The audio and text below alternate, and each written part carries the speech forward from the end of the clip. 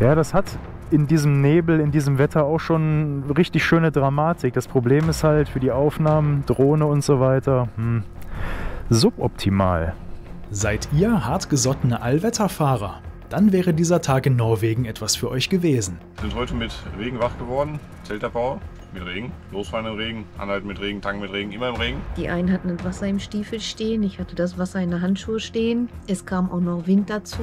Wir 10 Stunden nur im Regen gefahren sind, wir waren durchnässt bis auf die Knochen. Also so ein Dauerregen beim Motorradfahren habe ich, glaube ich, noch nie erlebt. In der Folge sind Ziele nicht erreichbar, Straßen nicht mehr befahrbar und irgendwann treten die ersten körperlichen Ausfallerscheinungen auf. Geht's, Andreas? So erging es uns direkt am zweiten Tag unserer Tour.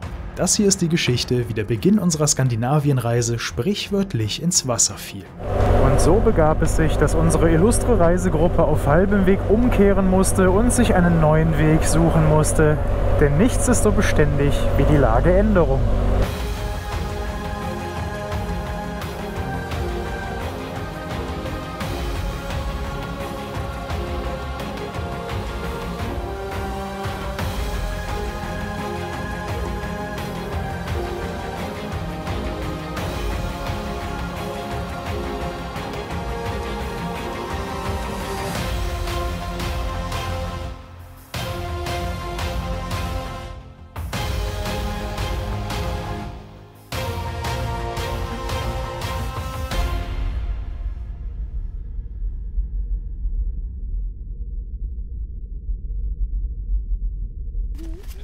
Reisegruppe Franzen bereit?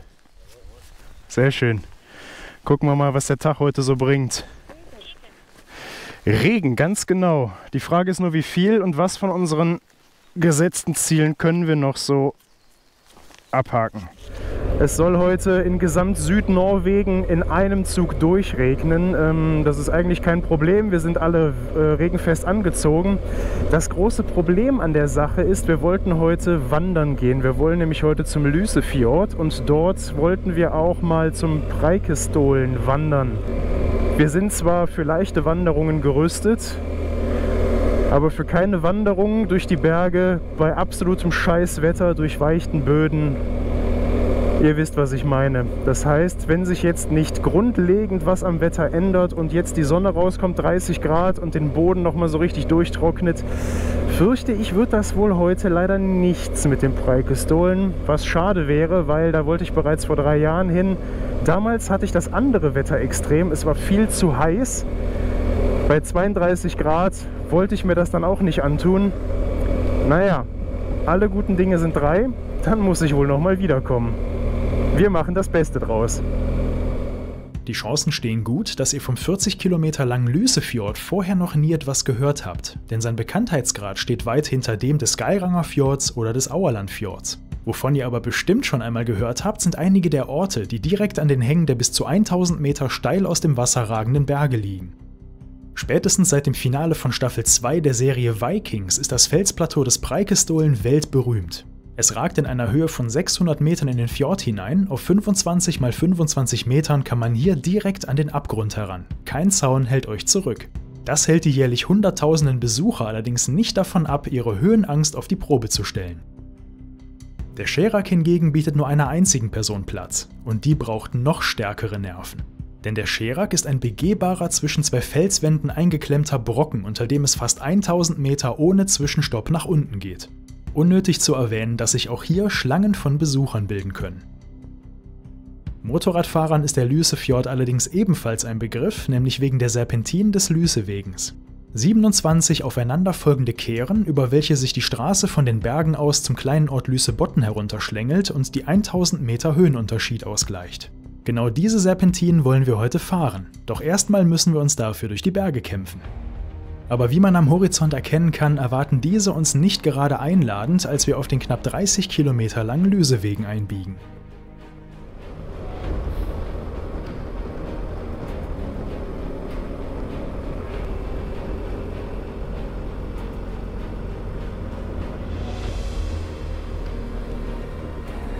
Mahlzeit.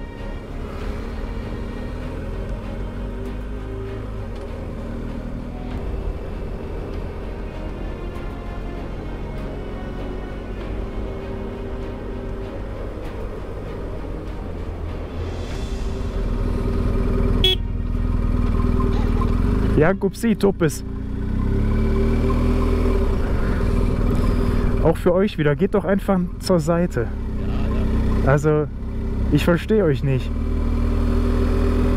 Dankeschön. Frohes Grasen.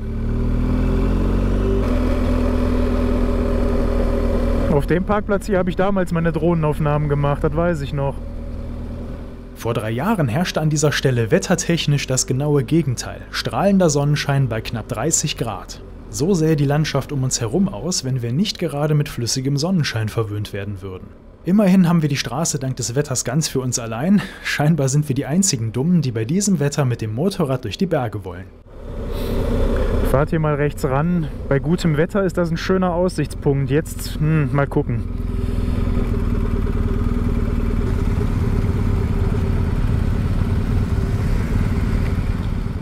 Ja, der Lysefjord, wie Sie sehen, sehen Sie nichts. Ja, das hat in diesem Nebel, in diesem Wetter auch schon richtig schöne Dramatik. Das Problem ist halt für die Aufnahmen, Drohne und so weiter, suboptimal. So arbeiten wir uns schließlich auch die 27 Serpentinen an den Lysefjord hinab. Da wir von der Landschaft gerade nichts sehen, können wir uns umso mehr auf die Straße konzentrieren, denn die ist heute eher unangenehm zu fahren.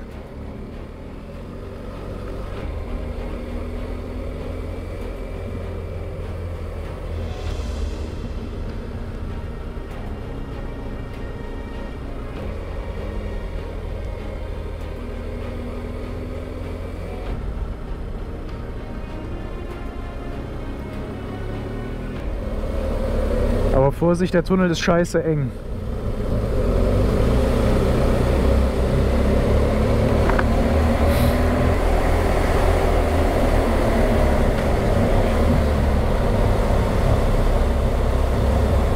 Oh, ich kann was sehen.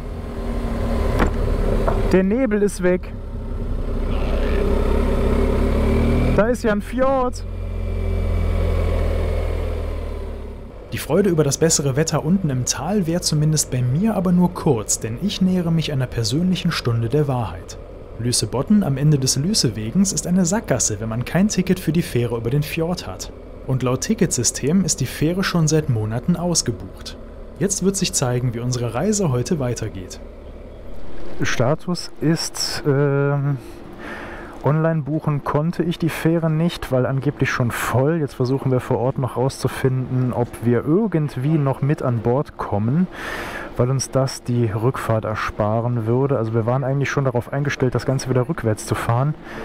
Aber bei dem Wetter, nee, das wollen wir uns nicht antun. Irgendwie müssen wir noch auf diese Fähre kommen.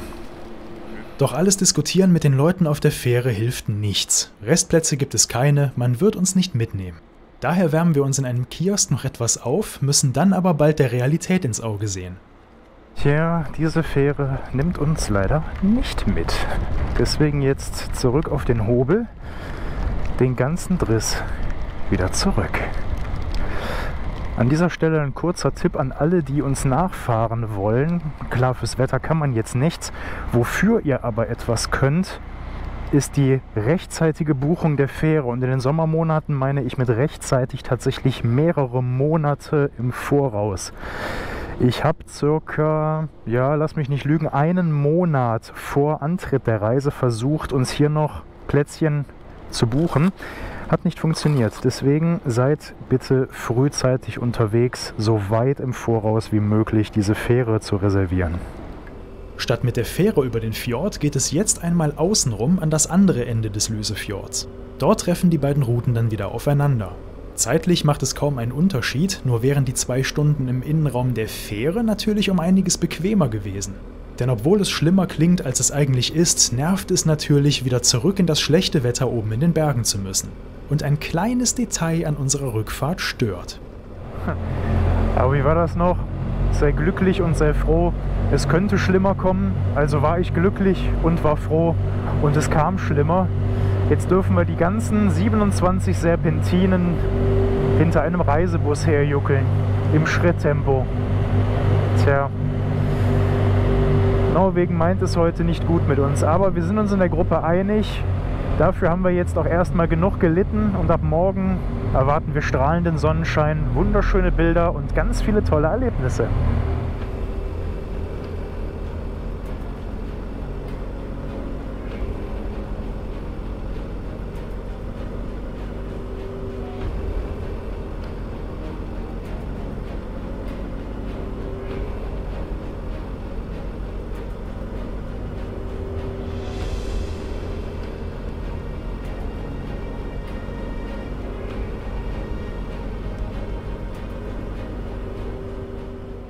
Mittlerweile ist das schlechte Wetter auch im Tal angekommen. Als wir den Lüßewegen schließlich verlassen, erwartet uns daher zusätzlich zum Regen noch starker Gegenwind, der die Nässe endgültig in die letzten noch trockenen Ecken drückt. Als wir bei Vorschanz das andere Ende des Lüßefjords erreichen und wieder auf unsere geplante Route gelangen, sind wir komplett durch. Gute Ausrüstung hin oder her, irgendwann drückt die Nässe sich bei so einem Wetter einfach überall durch. Und nach einem anstrengenden Tag im Regen denken wir alle nur noch an den Feierabend. Meine Griffheizung habe ich schon lange auf hoher Stufe und obwohl es auch mich fröstelt, haben sich noch keine Ausfallerscheinungen eingestellt. Bei den anderen sieht das allerdings ganz anders aus. Das Problem? Diese Info hat mich noch nicht erreicht. Mit der Übernachtung auf einem Campingplatz, so wie ich es eigentlich für heute geplant hatte, mache ich mich an diesem Abend daher nicht sonderlich beliebt. Statt auf einen Campingplatz zu fahren, folge ich der Gruppe stattdessen zu einer festen Unterkunft für die Nacht, um die Kombis wenigstens größtenteils trocknen zu können. Lustigerweise fällt die Wahl des Hotels genau auf jenes direkt am Beginn des Wanderweges hoch zum Preikestolen, wo uns meine Route heute sowieso noch hingeführt hätte. Nur die Wanderung, die sparen wir uns bei diesem Wetter natürlich. Während es draußen noch die ganze Nacht regnet, legen wir uns drin so gut es geht trocken und ziehen ein Resümee für diesen Tag, der ordentlich am Gemüt gezerrt hat.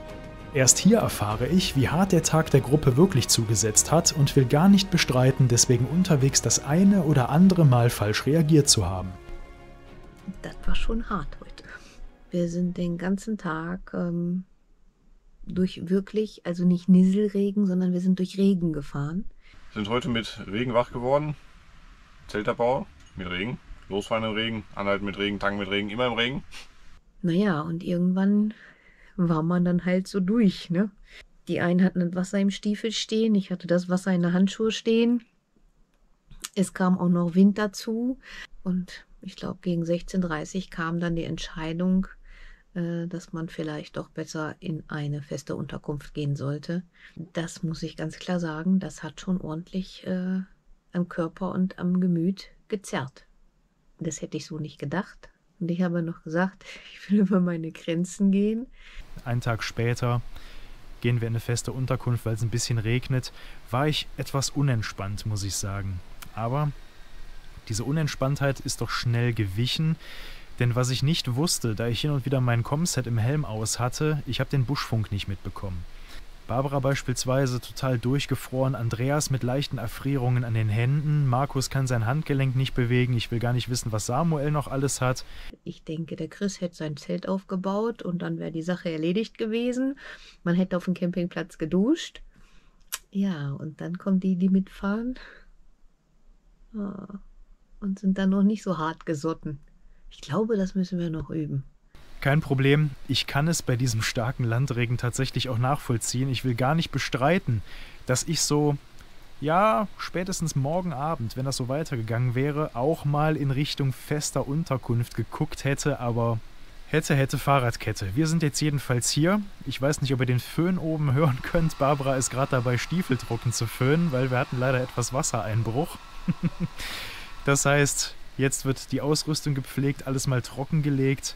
Nur weil es mir gut geht, heißt das nicht, dass es den anderen gut geht. Und auch wenn das hier so einen leichten Expeditionscharakter haben soll, es sollen auch noch alle am Ende Spaß haben und ganz wichtig gesund nach Hause kommen. Sieht doch morgen wieder besser aus. Von daher, die Hoffnung stirbt zuletzt. Jetzt sitze ich mich hier in meinem kleinen Bunker, haben uns eingemietet, dass wir jetzt nicht wieder im Zelt übernachten müssen. Von daher, heute war mühsam, aber Stimmung ist noch da. Und damit die Stimmung nicht direkt zu Beginn flöten geht, solltet ihr euch auf Tage wie diesen unbedingt vorbereiten, wenn ihr vor eurer ersten Reise nach Norwegen steht. Denn das hier in Fjordnorwegen vorherrschende Wetter ist anders als in anderen Regionen Skandinaviens.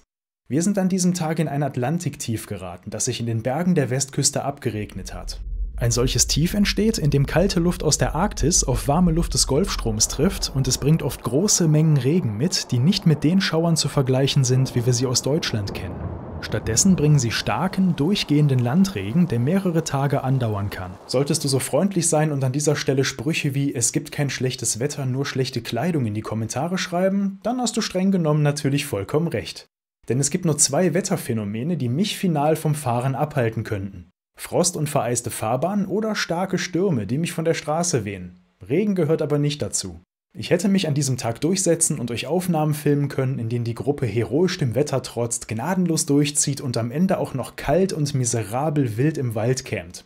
Aber ihr kennt mich, ich will ehrlich auch über Schwierigkeiten einer solchen Reise berichten. Denn das wäre meinen 4 Begleitern gegenüber auch unfair, die sich zum ersten Mal auf einer solchen Reise befinden und daher noch keine Referenzerfahrungen zum Reisen in diesem Wetter gemacht haben. Auf Island habe ich selbst erlebt, was es mit der eigenen Psyche macht, wenn man in einem unbekannten Land tagelang nur durch Regen und Kälte fährt und sogar eine Tourpause einlegen muss, weil es zu windig für eine Weiterfahrt ist. Die anderen machen diese Erfahrung gerade erst noch und das dürfen wir an dieser Stelle nicht vergessen. Daher ist es kein Problem, den Tag in einer festen Unterkunft erstmal sacken zu lassen und am nächsten Morgen wieder anzugreifen.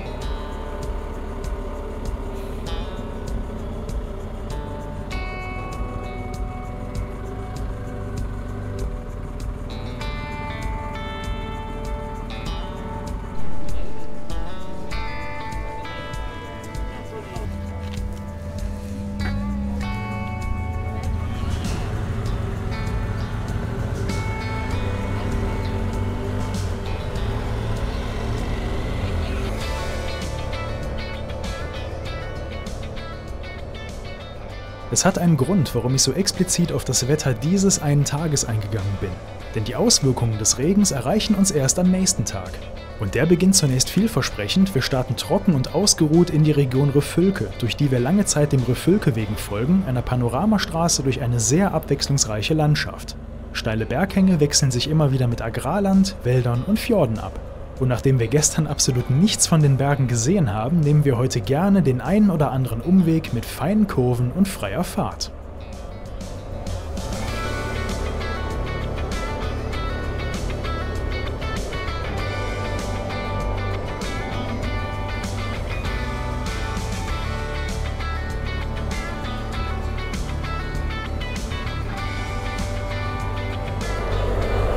Da soll noch mal einer sagen, in Skandinavien könnte man keine Kurven fahren.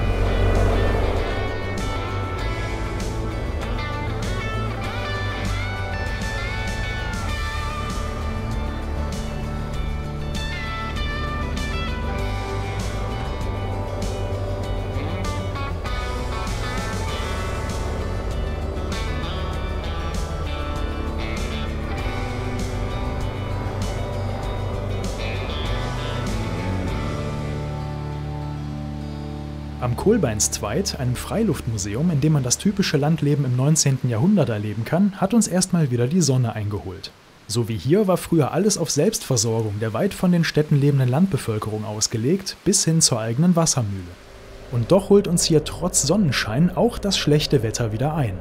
Ohne die Dutzenden, teils wie hier grob in den Granitfels geschlagenen Tunnel wäre der Rifylke-Wegen kaum umsetzbar gewesen, zu steil fällt der Berg in den Fjord ab. Diese steilen Berghänge sind allerdings auch ideale Angriffsfläche für Starkregen, bei schlechtem Wetter muss hier mit Felsstürzen gerechnet werden. Und so richtet uns das Wettertief des Vortages am Flesefossen, an dem wir unsere Mittagspause einlegen wollten, unerwartet seine Grüße aus.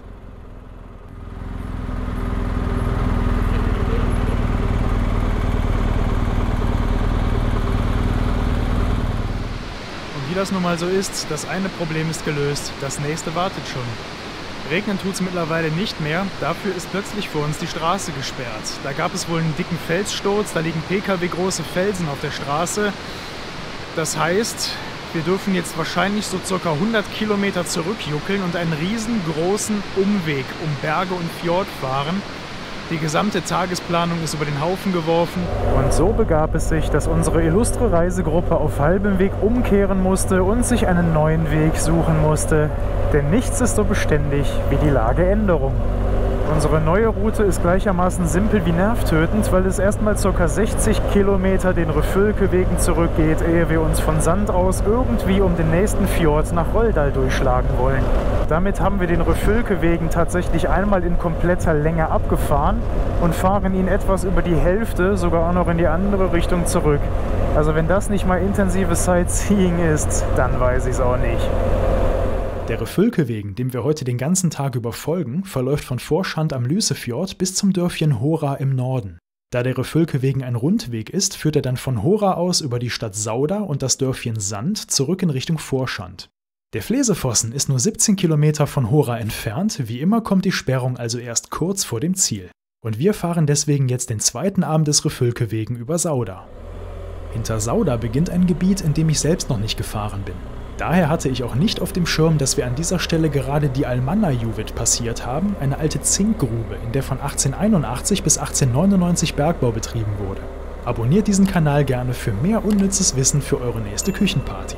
Solche spontanen Änderungen der Route sind der zweite Punkt, mit dem ihr in Skandinavien jederzeit rechnen müsst. Denn besonders in Norwegens bergigen Regionen gibt es oft nur wenige Straßen, um von A nach B zu kommen. Für mich persönlich kein Problem, denn bei solchen Gelegenheiten kann ich meine Ortskenntnis ausspielen. Durch die Touren, die ich hier bereits gefahren bin, aber auch die Touren, die ich für viele von euch mittlerweile geplant habe, kann ich fast minutiös vorhersagen, was hinter der nächsten Kurve kommt oder wie weit es noch bis zum nächsten Ort ist. Deswegen ist es für mich auch nicht wirklich kompliziert, schnell eine neue Route zu entwickeln und einer der Gründe, warum Barbara, Markus, Samuel und Andreas mit auf diese Tour wollten. Auch wenn mein letztes Mal in Norwegen zu diesem Zeitpunkt 3 Jahre her ist, kann ich die Route fast komplett aus dem Gedächtnis nachfahren und weiß zu jeder Zeit auch ohne Navi, wo wir uns ungefähr befinden und wo wir hin müssen. Und was es zur Umleitung zu sagen gibt, die wir jetzt fahren. Die Strecke heute einfach fantastisch. Also so viele Kurven habe ich nicht mal in der Schweiz gesehen, die ich heute hier gesehen habe.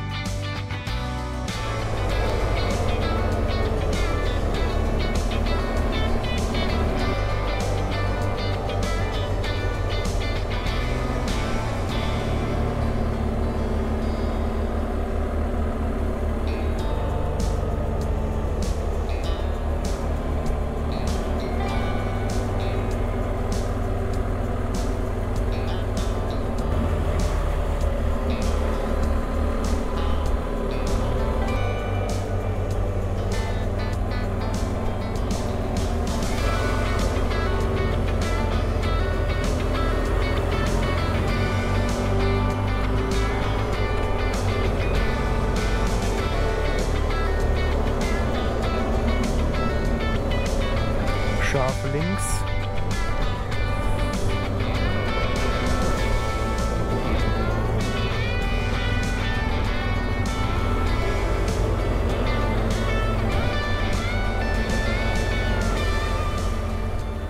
Schließlich erreichen wir wieder unsere ursprünglich geplante Route in Richtung Odda.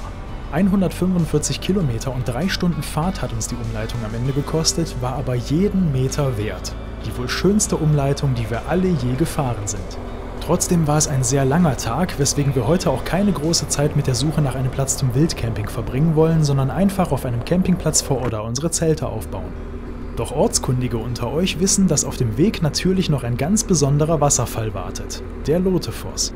Der ist nicht etwa nur deswegen besonders, weil er aus 2 Flussläufen besteht, die etwa 165 Meter tosend in die Tiefe rauschen.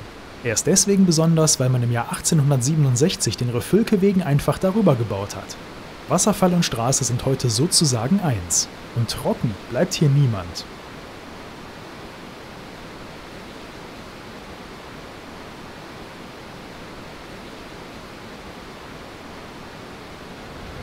Ende des 3. Fahrtrages ist erreicht und irgendwie bin ich immer noch nicht so ganz richtig hier im Lager angekommen. Gott sei Dank hat es heute nicht geregnet. Es war den ganzen Tag über trocken, außer ein bisschen Nisselpissel. Ich glaube, wir sind knapp 350 Kilometer gefahren. Aber da, wo wir lang gefahren sind, das kann man eigentlich gar nicht beschreiben. Tag 3 war sehr viel besser als Tag 2. Es gab keinen Regen, das ist schon mal, also das war die wichtigste Sache an dem ganzen Tag. Wovon einiges an Überraschungen dabei war, weil wir einen Weg gar nicht geplant hatten. Der kam zustande, weil es einen Felsabsturz gegeben hat und eine Straße total gesperrt war. Daher waren wir gezwungen, 80 Kilometer in die gleiche Richtung wieder zurückzufahren. Und das entpuppte sich als die beste Umleitung, die es gibt. Denn sowohl die Straße war unglaublich für den Motorradfahrer. Vor allen Dingen, weil wir keine Transitstrecken drin hatten. Wir hatten keine Überbrückungsphase, wo man manchmal, das kennt man so, wenn man durch die Alpen fährt oder so, da fährst du den einen Pass hoch, ja, fährst den Pass wieder runter und auf der anderen Seite musst du auf eine Bundesstraße, um 50 Kilometer zum nächsten Pass zu fahren. Das haben wir hier halt überhaupt nicht. Und das war schon eine geniale Erfahrung. Das hat dann auch den gestrigen Tag wieder wettgemacht, der ja leider sehr, sehr verregnet war und wir 10 Stunden nur im Regen gefahren sind. Wir waren durchnässt bis auf die Knochen. Aber das heute hat das alles wieder völlig aufgewogen. Und ich kann zufrieden sagen, dass das ein sensationeller Tag war und freue mich auf die nächsten, die da noch kommen. Unglaublich. Ich weiß auch nicht mehr, was heute Morgen passiert ist, weil so viele Eindrücke waren. Hat quasi den Tag gestern wieder wettgemacht. Und wenn ansatzweise die nächsten Tage so sind wie der heutige, dann wird das eine Wahnsinnswoche und ein Wahnsinnsurlaub. Chris sagt, die Berge kommen erst noch. Für mich waren das heute schon Berge. Ich glaube, wir hatten keine 5 Kilometer am Stück ohne Kurven. Oh ja, die richtigen Berge kommen erst noch. Und zwar in der nächsten Episode. Denn dann schleppen uns unsere Packesel mit dem Auerlandsfjell erst hoch an meinen persönlichen Lieblingsort in Norwegen, ehe wir in Jotunheim die höchsten Berge Skandinaviens passieren. Und als Belohnung dafür, dass wir direkt am zweiten Tag in Norwegen diese Wasserschlacht über uns haben ergehen lassen, werden wir mit herrlichstem Reisewetter, herausragender norwegischer Straßenbaukunst und spektakulären Ausblicken belohnt. Aber wenn ihr glaubt, dass ab hier wieder alles nach Plan gelaufen ist, dann müssen wir euch enttäuschen. Steht ein Wohnmobil komplett in der Fähre, Räder in der Luft, von Seitenstreifen zu Seitenstreifen. Kommt ihr nicht vorbei. Alles klar. Keine Chance. Okay. Das ist direkt. Ja. Wir verlieren jetzt einen kompletten Tag, nicht nur einen halben Tag, wir verlieren jetzt nochmal einen halben Tag. Wir müssen jetzt einmal ganz außen rum. Ich weiß nicht, ob das bis morgen behoben ist. Das ist jetzt die Frage, genau. Die GPX-Daten dieser Reise inklusive der schönsten Umleitung Norwegens findet ihr außerdem wie gewünscht ab sofort in meinem Shop. Und nicht nur das, es gibt die Daten dieser und aller anderen Reisen ab sofort in 2 Varianten, damit hoffentlich für jeden etwas dabei ist. Vergesst nicht, uns unten euer Feedback dazulassen und das Video mit euren Bekannten zu teilen, denn vielleicht führt eure nächste Reise ja nach Skandinavien. Und dann sehen wir uns beim nächsten Mal wieder. Danke euch fürs Mitfahren. Wiedersehen.